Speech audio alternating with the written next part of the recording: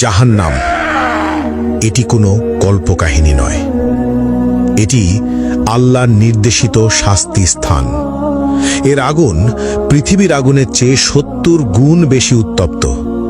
এখানে কোনো শান্তি নেই, কোনো মুক্তি নেই, শুধু চিরস্থায়ী যন্ত্রণা। চলুন দেখা যাক কোন ২০টি পাপ মানুষকে এই ভয়াবহ শাস্তির দিকে নিয়ে যায়। প্রথম, মা বাবার অবাধ্যতা। পাপ অভিভাবকের প্রতি অবমাননা বা তাদের কথা না মানা। শাস্তি আগুনের চাবুক এবং গলিত সীসা দ্বারা তীব্র যন্ত্রণা। প্রতিটি আঘাত মস্তিষ্ক পর্যন্ত অনুভূত হবে। দ্বিতীয়, কৃপণতা। পাপ আল্লাহর পথে খরচ না করা, দান সদকায় আড়ানো। শাস্তি গলিত ধাতু পান করতে হবে, যা পেটের ভিতর আগুনের মতো জ্বলবে। তৃতীয়, মিথ্যা ও প্রতারণা। পাপ মিথ্যা বলা এবং মানুষের বিশ্বাস ভাঙা। শাস্তি জিহুয়া বের করে লোহার শিক দিয়ে বারবার পোড়ানো এবং ছিঁড়ে ফেলা হবে। চতুর্থ, জিনা ও ব্যভিচার। পাপ অবৈধ সম্পর্ক, অশ্লীলতা বা পর্নোগ্রাফি দেখা।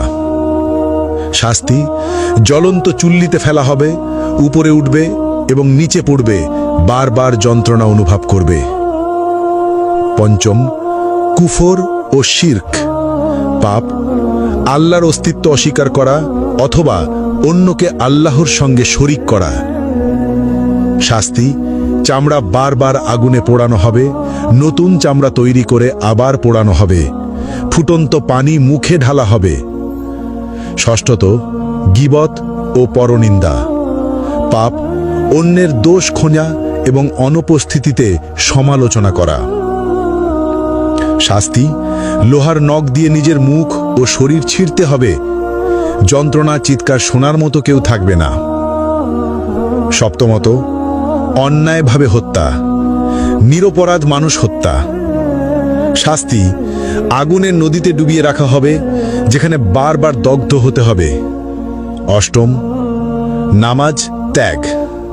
পাপ ইসলামের প্রধান স্তম্ভ নামাজ ইচ্ছাকৃতভাবে না পড়া। শাস্তি গভীর গর্তে নিক্ষেপ করা হবে, যা তলানিতে পৌঁছাতে ৭০ বছর লাগবে, আগুনের তাপে ছটফট করতে হবে। নবম, মিথ্যা সাক্ষ্য। পাপ অন্যায়ভাবে মিথ্যা প্রমাণ দেওয়া। শাস্তি জিহ্বা টেনে লম্বা করে বারবার কাঁচি দিয়ে কেটে ফেলা হবে। দশম, হারাম বস্তু গ্রহণ। পাপ শূকরের মাংস, মদ, জুয়া বা অন্য কোনো হারাম খাদ্য বা পদার্থ গ্রহণ। শাস্তি ঠোঁট কাঁচি দিয়ে কেটে ফেলা হবে, জিহ্বা ঝলসে যাবে। একাদশ, সুদ গ্রহণ। পাপ ইসলামে নিষিদ্ধ সুদ খাওয়া। শাস্তি পেট ভেতর আগুন, ফুটন্ত তেল পান করানো হবে, আগুনের সাপ দ্বারা দংশন। দ্বাদশ, গর্ব ও অহংকার। পাপ অহংকার করা, নিজেকে সর্বোচ্চ ভাবা। শাস্তি ক্ষুদ্র পিঁপড়ের মতো করা হবে, আগুনের পাহাড় তাদের উপর দিয়ে চলবে। ত্রয়োদশ, অন্যায়ভাবে সম্পদ গ্রহণ। পাপ চুরি, জালিয়াতি বা অন্যের সম্পদ দখল করা। শাস্তি আগুনের পোশাক পরানো, শরীরের ভিতর আগুন প্রবেশ করানো।